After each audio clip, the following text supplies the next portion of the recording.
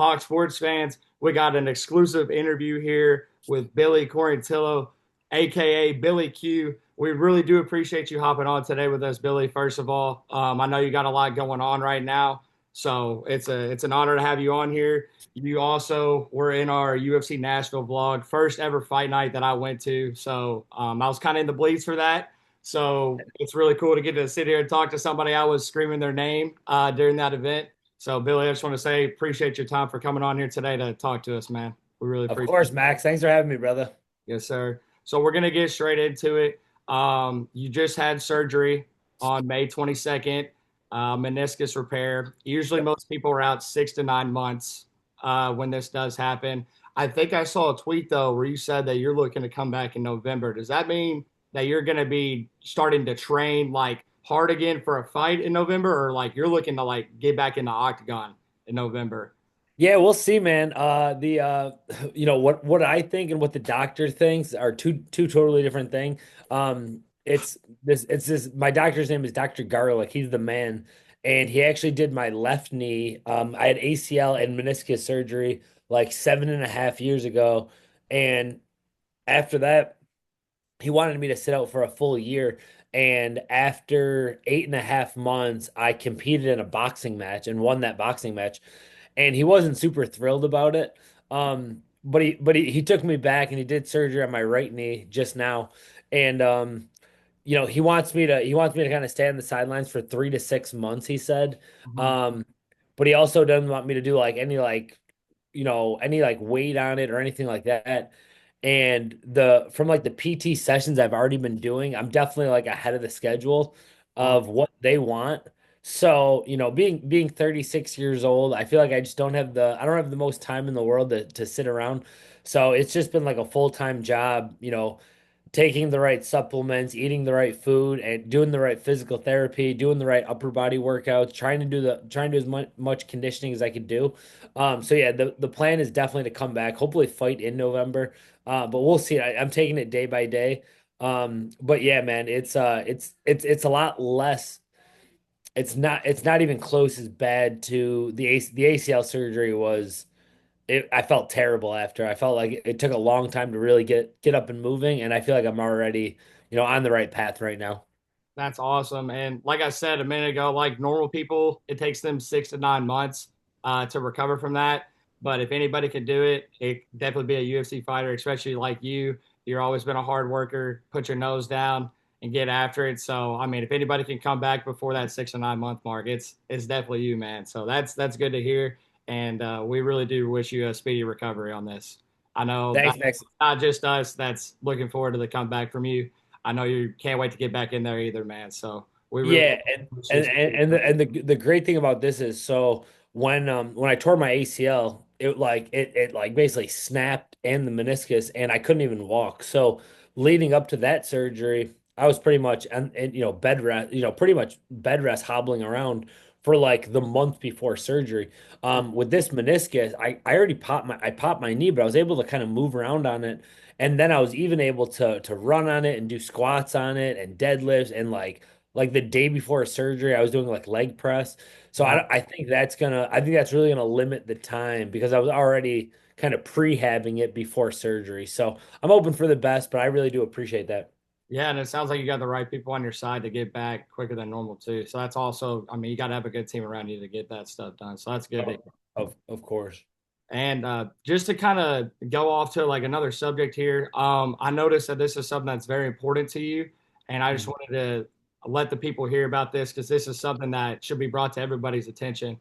Why is the DSACF, the Down Syndrome Association of Central Florida, so important to you? Because I know we discussed that a little bit.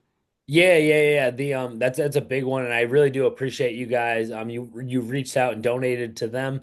It's the Down Syndrome Foundation of Florida. I've been with that charity for years now. I've gone out. They have a big event in Orlando every year. My friend John Chiarando, he has a son who has Down syndrome, and he's the one who started the whole foundation, and they do like big events every year. They do like a big bowling event. And I've met so many of the kids that are part of the foundation. They do like field trips and different types of events. And it's just one of those situations where like I never had my own like charity thing and these and everyone that is in that foundation, it's just like when I'll explain it like this. I knew growing up like there's all these like foundations and like you never know like where your money's really going. Like you'll donate money and be like, I don't know if that's gonna get right to the people or what. Mhm.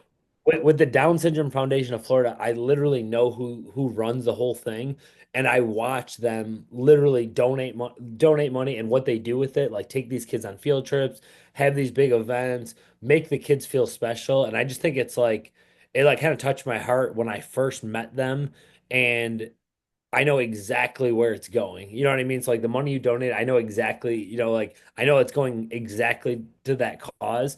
So it's just one of those things where like it's easy for me to ask people, hey, like if you could, that's where I would like any money going, like that's where I want it to go. So it means a lot to me and definitely a foundation that I'll be working with probably till the day I die.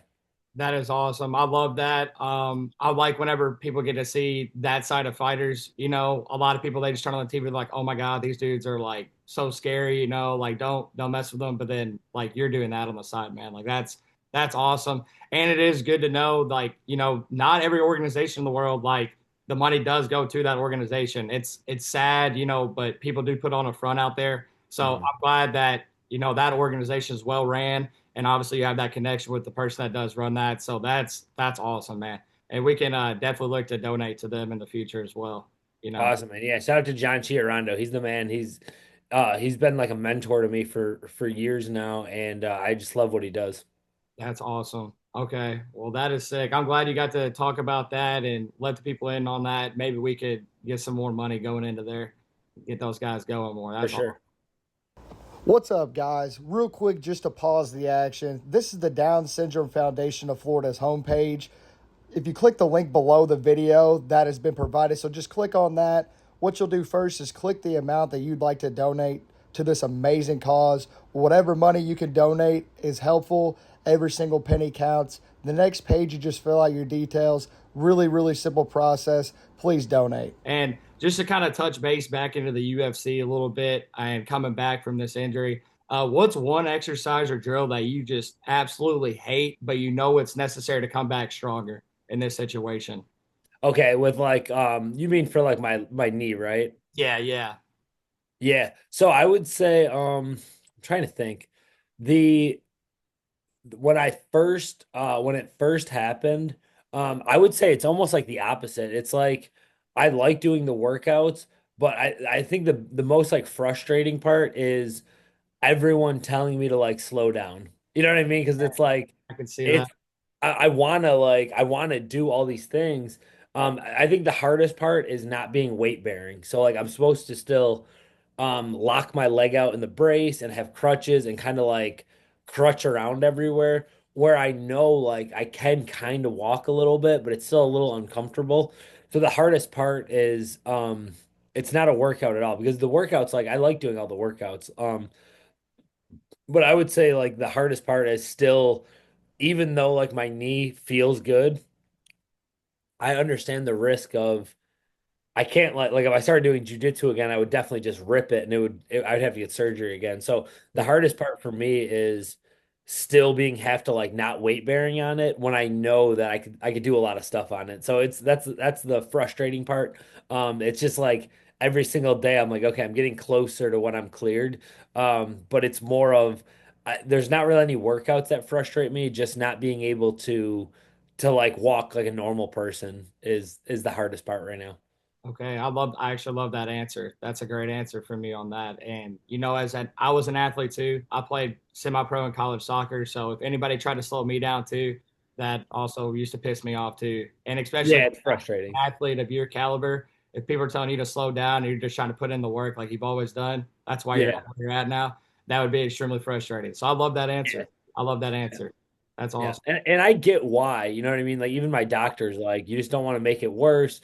But I do know he's more conservative with like the time frame. So I'm just hoping that, when we're kind of in that gray area that I'm able to get right back in. That's awesome. Hell yeah, man.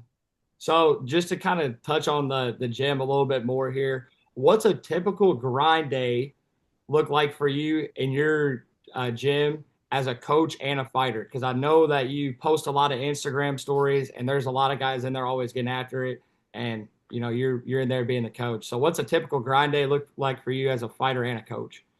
Yeah, man. So I kind of look at my schedule. I've developed my schedule over the years to basically, some you can't go hard every single day. Like it's Right. impossible. If you're trying to like kill each other every day, you're gonna get hurt Mhm. more than you do now. So basically what I try to do is certain days are obviously like a lot harder than other days. Um, and I train 6 days a week. I try to take Sundays completely off. If I miss a session throughout the week, then I'll do something light on Sunday.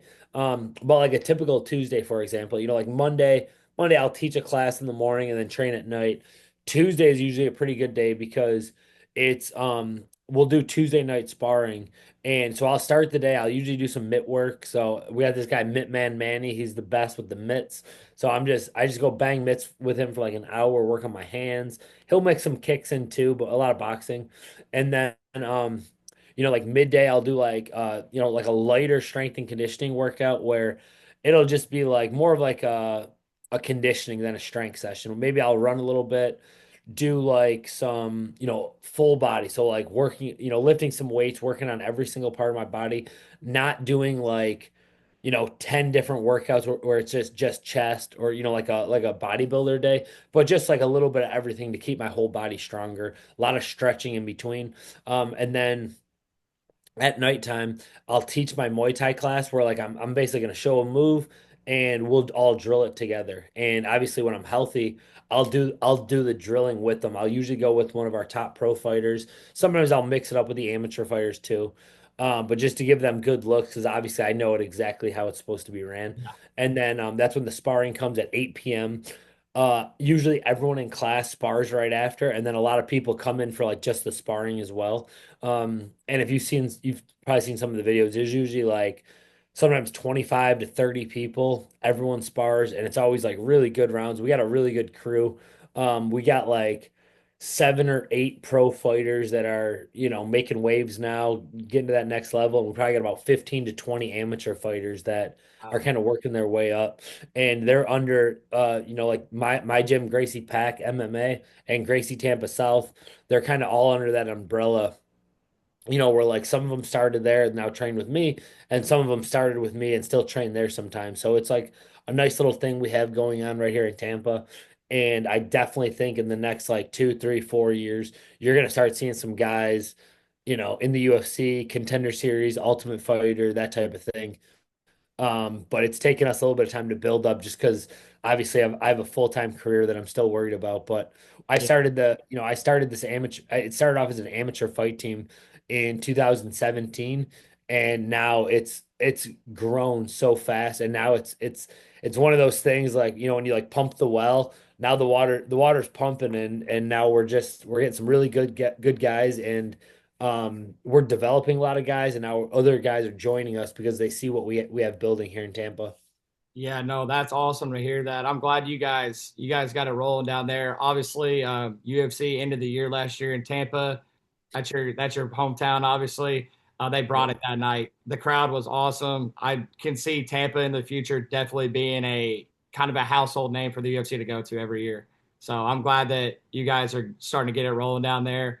Obviously, if they got a coach like Billy Q, they can make it to the big dance for sure. Yep, exactly. And I always say, man, that's what I can show you. Like I went from, you know, a 21-year-old who didn't know anything about MMA to in the UFC when I was 30. So it took me 9 years and, I got my black belt. I did all that stuff.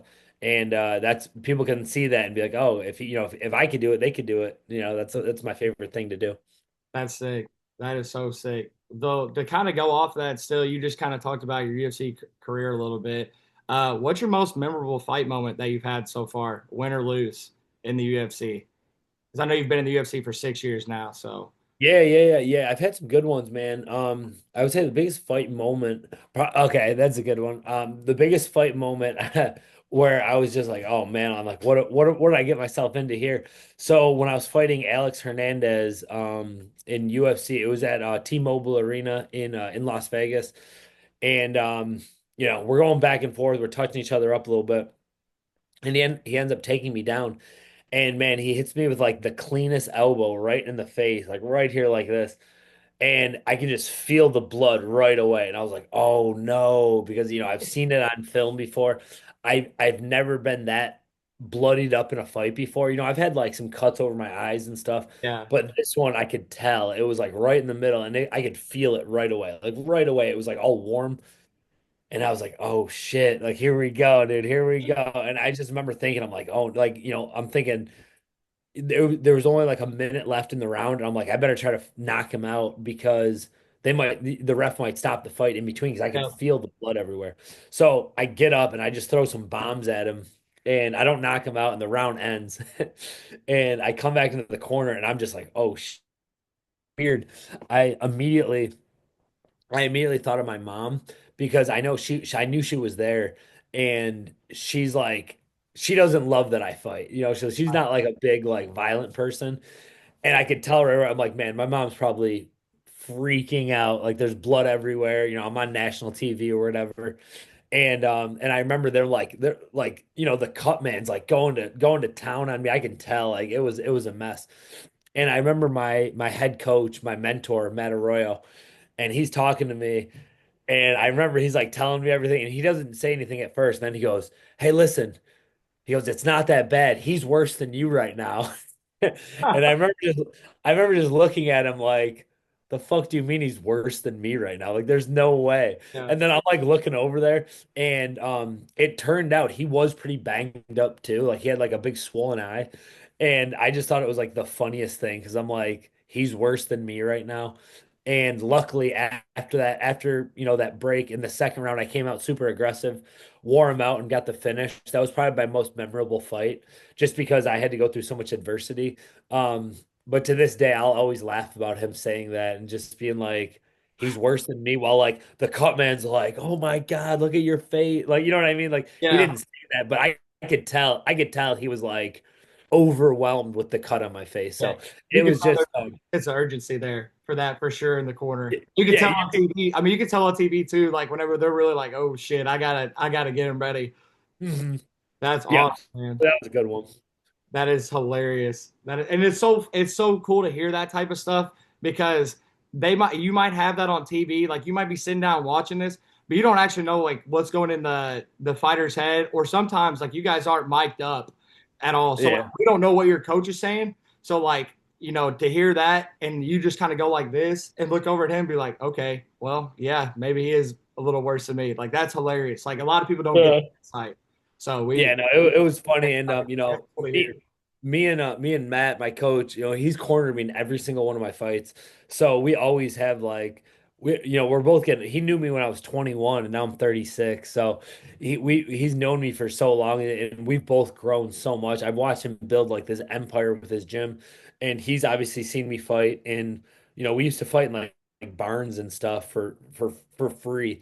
Uh-huh. And now I've had, three performance bonuses. We've signed multiple UFC contracts, so it's cool. We'll definitely look back on this and laugh one day, but we still got some unfinished business. Oh yeah, no, you still got some fights left in you for sure.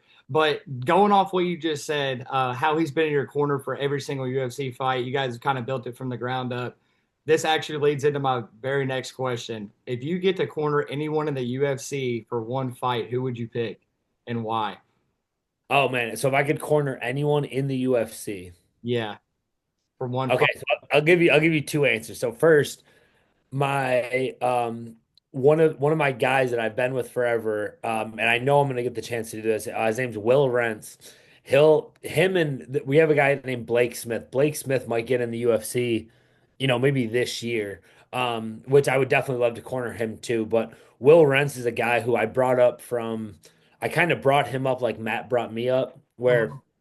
he was he was an 0-0 fighter. We did like the fundamental classes. I taught him pretty much, like I got him started. He's blown up. He's gone 5-0. He went 5-0 as an amateur. Now he's 5-2 as a pro. and the last guy that he lost to is like definitely going to be in the UFC. Um, so he's been crushing it, and I look forward to the day where we're finally in the UFC where I'm cornering him. So that's going to be a huge one. Outside of that, I've coached Matt Frivola before.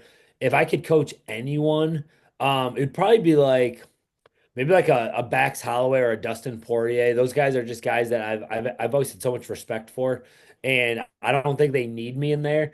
But the joke has always been like sometimes like some fighters don't even listen to their corner anyway. So being in the corner is sometimes just like a front row to a fight. And Uh-huh. I've been very, very lucky too. I've cornered Matt Frivola in a bunch of his fights. Yeah. And I watched him. He went on a run where he knocked out three people in a row, and I was in the corner for all three of them. So it was just, we went through a phase where like every few months I got to watch him like viciously knock somebody out. So it was pretty cool. So I can't complain with my corner, but I know when in a few years the floodgates are really going to open up. Yeah, for sure. I think you're going to have a lot of opportunities to still be around the game, even whenever your time does come. But obviously, we don't even need to talk about that right now. You still have your own shit going on where you're Yep, going to be exactly. around for a little bit longer. So, but I know you're going to be around the game for a long time, and you set yourself up with that, with the connections you do have. So Mhm. that's awesome to hear that. Those are some good answers on that. And then I got to ask you for some predictions because we are kind of towards the end of the interview now. So I got Okay. two predictions for you. I need OKC and Indiana prediction for the finals from you, and then I also need a Sean O'Malley and Marab prediction from you as well. So Okay, those I got you. predictions I'm All right. So gonna let me first say I don't watch any basketball, okay, but okay. I've seen some. I've seen, I know the Pacers. I know the Pacers beat the Knicks, which I hate to say that. I thought it was funny because I'm friends with a bunch of Knicks fans. My boys are from Long Island, like Matt Frivola, all those guys. Shout out to Longo MMA. Ray Longo is like my guy. I love that guy. And it was funny when they were all like celebrating and like they didn't even make it that far. And like he was posting a video like smoking weed, like so it was hilarious. And then the Knicks just get like beat up by the Pacers. I don't know much about Oklahoma City. Does Kevin Durant play for them? He does not there anymore though. Not They do anymore. have the Okay. MVP though. Shea Gilgeous-Alexander, he won the MVP this year in the NBA. He's on their team, so they're technically like the best team in the NBA. They got the number one Okay. seed in the West. The Pacers are the four seed in the East. So like the Pacers are kind of like on this miracle run, but like Yeah. everybody expected OKC to be there. But yeah, Yeah. KD's probably like the best Thunder player of all time. Oh, okay. Yeah. Yeah, I knew he wasn't. I should have known that, but I guess I'll go with the Pacers. I imagine you're an Indiana guy. I'll rock with the Pacers. Good luck. I guess I'm rooting for you guys. I don't really watch any basketball, and honestly, like in the past like few years, I really haven't been watching very much sports at all. I'll watch the Buffalo Bills play on Sunday. I'm a huge Bills. I grew up Good in watch. Buffalo. Yeah, and they've been amazing. Like, Josh Allen's the man. Shout out to the Bills. They follow me on social media, which I appreciate. Uh, and so the only really sports teams I'm fans of are the Buffalo Bills and the Buffalo Sabres. Those are like my go-to teams. And the Buffalo Sabres have been like the worst team ever the past like 14 years since they made the playoffs. So I haven't really I'll watch it every year. I'll kind of watch them a little bit towards when it's time to make the playoffs and they just never do. So it's short-lived. But the Buffalo Bills, those like on Sunday, my wife knows like we're watching that, and I've been starting to watch a little bit more golf recently. I'm Um, a golfer too, so that's awesome. I love golf. I'm so bad, but I love golfing, and I'm gonna get more into it when my legs healed. But just watching them, it's incredible. For the your second part, the Sean O'Malley and Marab fight. I know I'm going to be cliche. Like I'm a big fan of both guys, which I really am. I met I them both before. And I met Sean O'Malley was super nice to us. I actually met him after that Hernandez fight in Vegas. am. And I know some of my friends were partying with those guys, so they're all super cool. Murab, I know a lot better. I've trained with those guys quite a bit when he was up in New York. I've probably met Murab, I've been with him probably 20 times. So I'm gonna go with Murab here. I just think his style is very hard to deal with, where it's like O'Malley has a chance to knock him out, sure, but if he doesn't knock him out, especially in like the first maybe 2 rounds, if he's getting taken down and beat up, it's very hard to knock somebody out after you use a lot of that energy to wrestle. I do think they both have really good training camps and they have a lot of good people around them. So I'm definitely excited for the fight. But gun to my head, I would definitely go with Marab. And especially he's just a really good person. Like we were always cool with each other. And he was at my fight in Nashville too. He's been to my fights, a few of my fights, and I've definitely been to a bunch of his fights. So I look forward to that one for sure. That's cool to hear that. I actually had the exact same take as you do on that fight. I do like O'Malley. O'Malley's probably one of my favorite fighters in the UFC, but I think all O'Malley fans can agree that it is very hard to hate Marab just because of Yeah. the person he is. He seems like a very chill guy, and I see a very tough road for O'Malley this weekend. But I'm just right there with you. I think if he doesn't get him early, then it's going to be trouble, especially with the performance he had against Umar earlier this year. So Yeah, yeah, he's been on a generational run right now, so it's really exciting to see. And again, couldn't happen to a better person.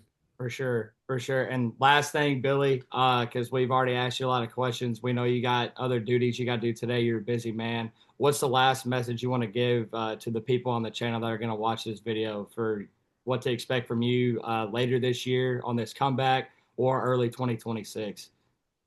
Yeah, I definitely think first of all, I appreciate all the support. I've had a lot of really cool fan interactions over the last few years, and I still think the best is still in front of me. I'm still waiting for like that marquee moment where I'm like I can look back on it and be like, dude, this was it. Maybe I've had that moment already, but I definitely think that this last fight, the Cub Swanson fight, I was probably in the best shape of my life.